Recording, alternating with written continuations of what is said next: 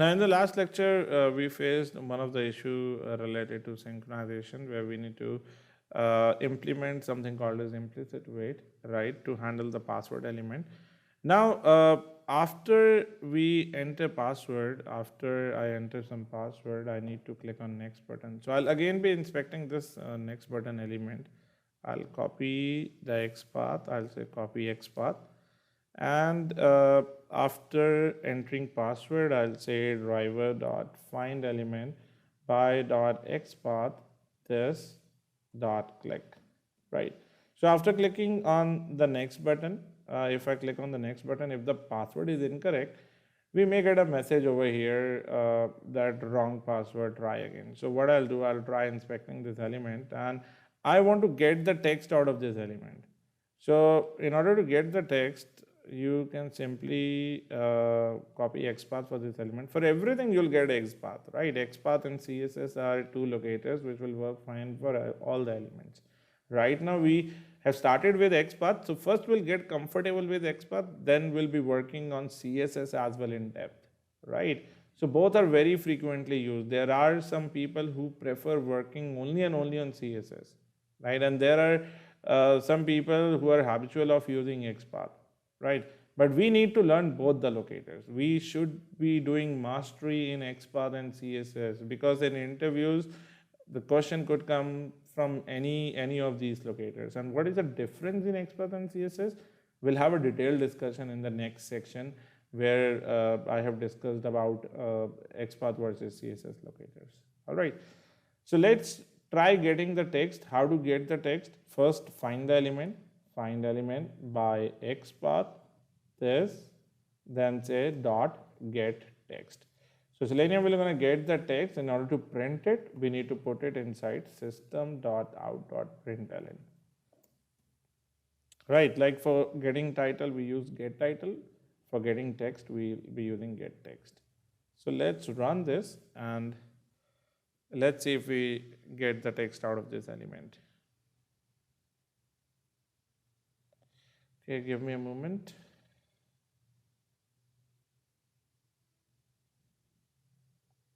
See, implicit wait actually waited.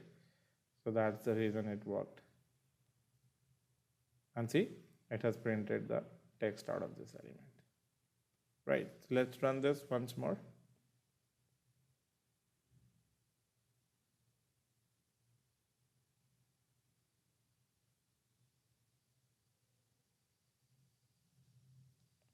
And if you look over here, the text is printed.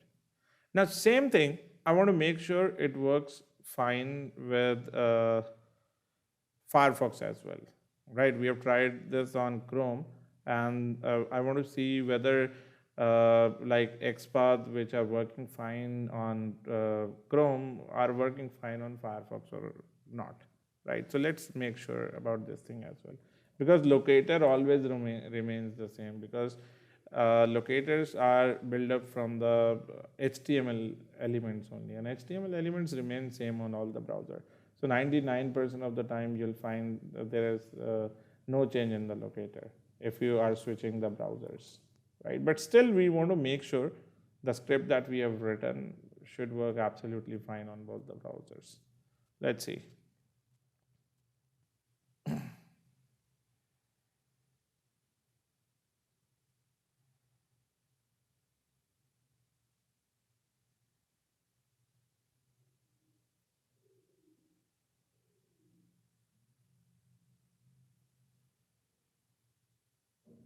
Okay.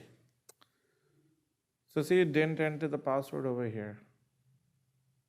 Now why? What could be the reason? Let's see.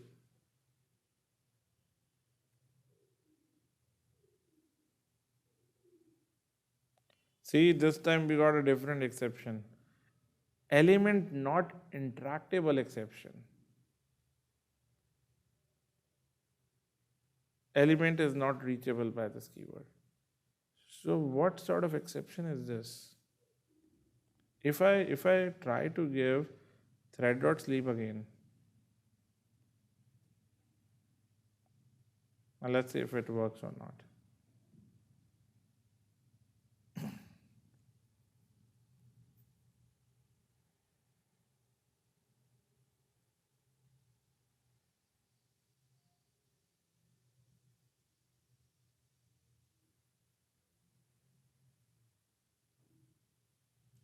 So even the thread.sleep is not working. Oh, it worked.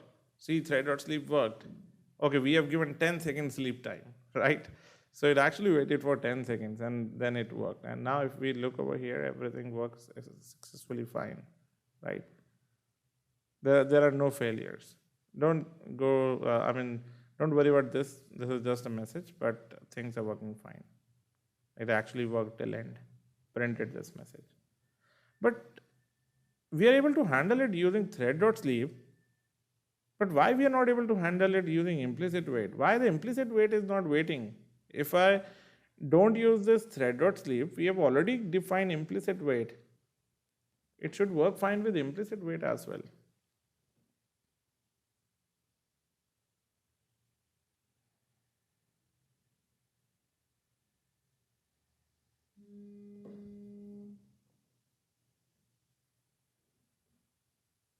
See, it didn't work.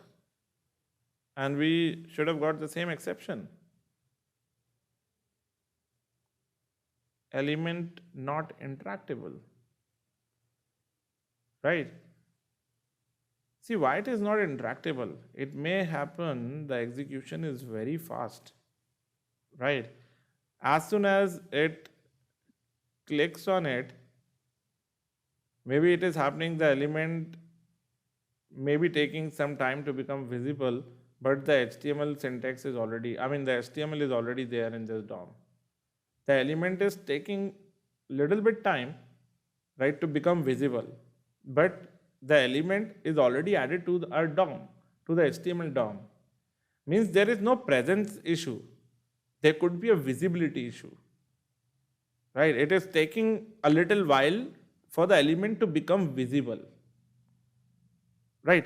See, for visibility, the precondition is that the element should be there in the DOM. For presence, the element is not there. It is like added later on. See, I know this is a bit tricky part over here. See, at times what happens, let's say this is my HTML. And inside this HTML, I have couple of input elements. This is, let's say, username. Then I have an input element, password. Then I have a button element, right? And then the HTML ends. Let's say this is the HTML. This password is after the button element, right? So at times it happens that one of the property of this element is hidden equal to true, something like this. So even if it is hidden is equal to true, this is present inside HTML.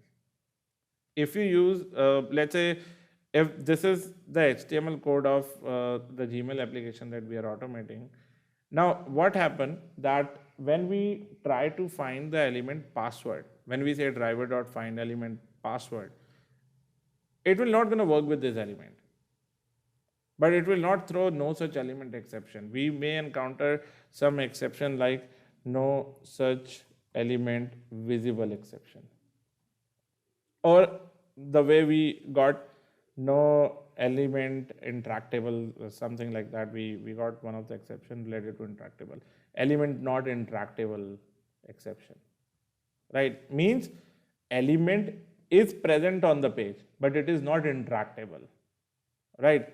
In order to interact with this element, you need to wait a little while, right? So this is another expected condition, but for these conditions, element should be present inside your DOM. So this is not a presence condition. And if we talk about implicit wait, if you remember, I have highlighted this thing. So implicit wait only works with the presence of an element. And there could be n number of other conditions where synchronizations are involved, right? So for this interactable, it could happen that the element is not visible immediately. Element might get added, but it is not visible. There could be any scenario.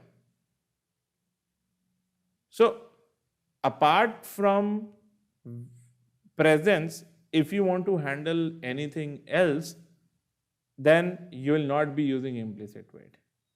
In that case, you should be using something called as explicit wait. Now, what is explicit wait? How are we going to implement explicit wait? Explicit wait, there are a number of conditions through which actually explicit wait it satisfy. Not just presence, although presence is also one of the condition is in explicit wait. At times it may happen that you have 4 elements where you have provided this implicit wait. I mean, throughout the script, implicit wait will be applied. And the wait that is applied is for 10 seconds. But maybe for this third element, I want it to wait more than 10 seconds. Because all the elements should show up in 10 seconds, but this element may going to take 20 seconds to show up.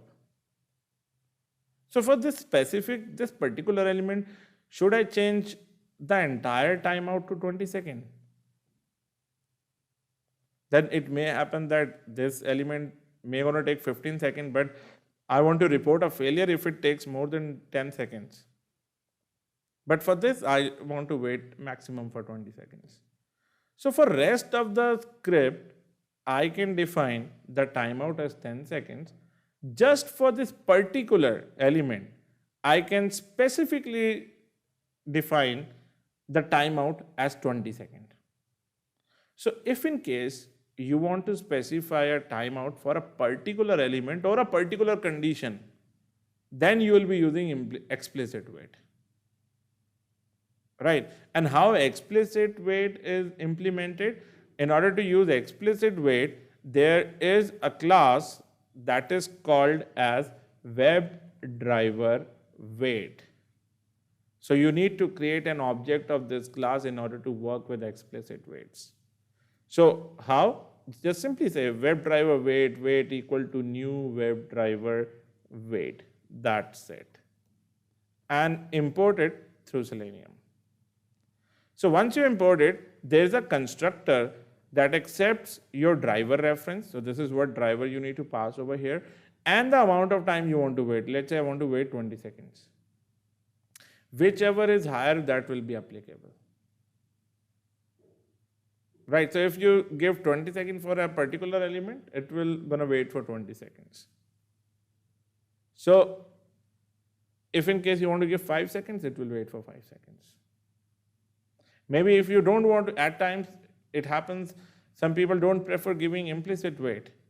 Why? Because implicit wait, in order to find elements on the, maybe there is no wait required for these elements. Why to provide implicit wait?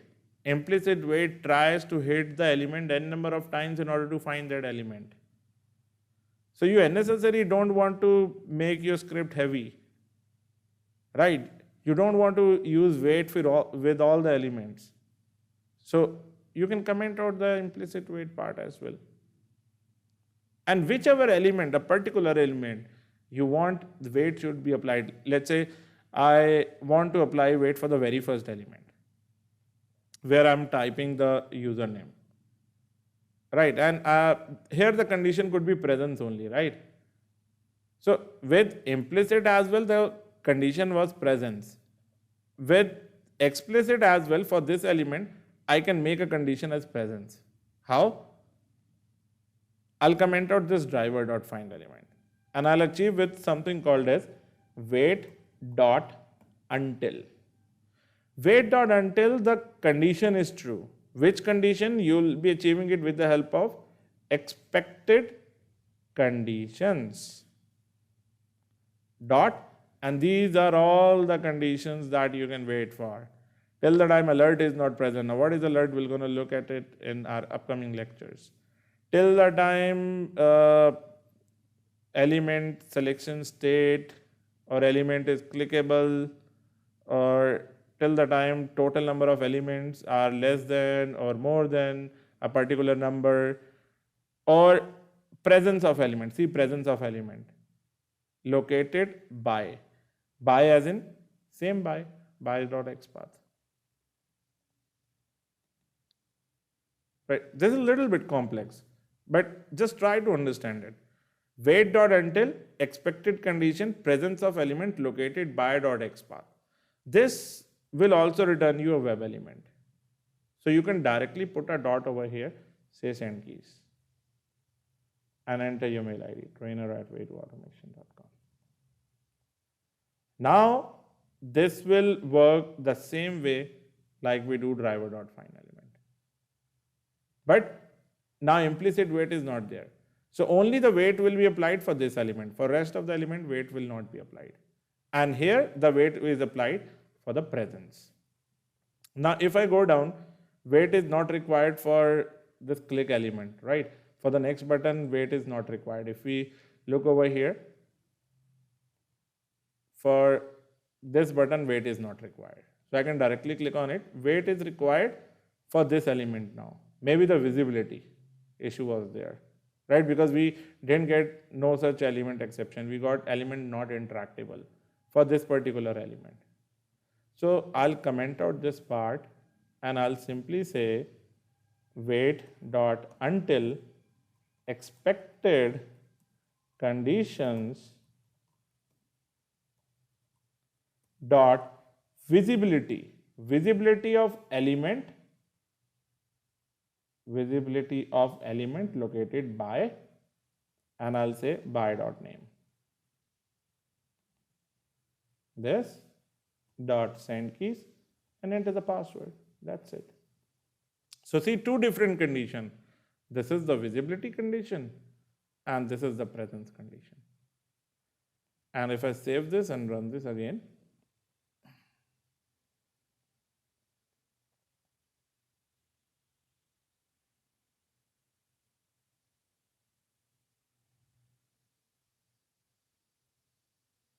see, it works absolutely fine, right?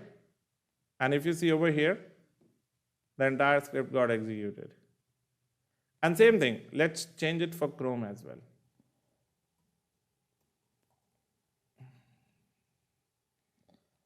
And over here, Chrome driver. Let's make sure this is working fine on both the browsers.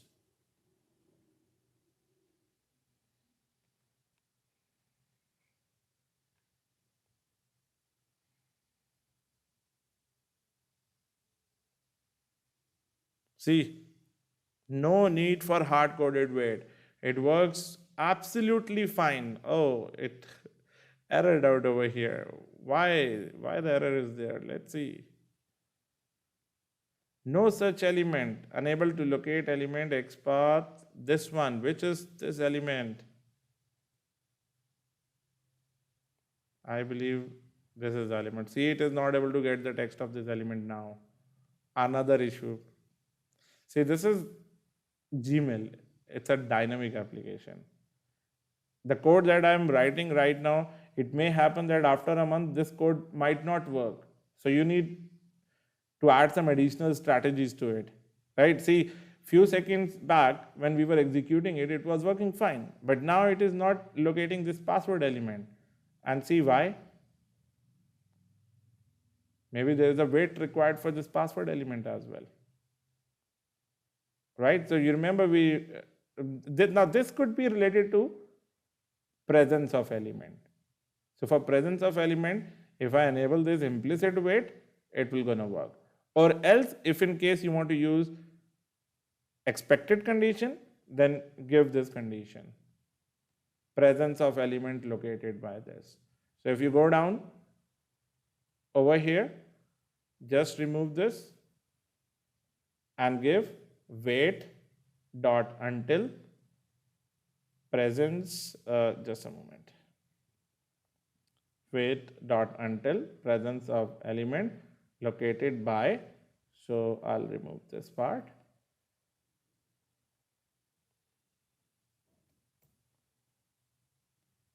located by dot XPath, this dot get text, right? So this dot get text is throwing some error. Give me a moment. This by dot XPath dot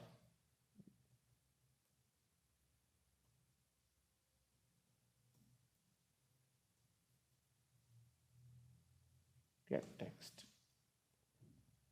right?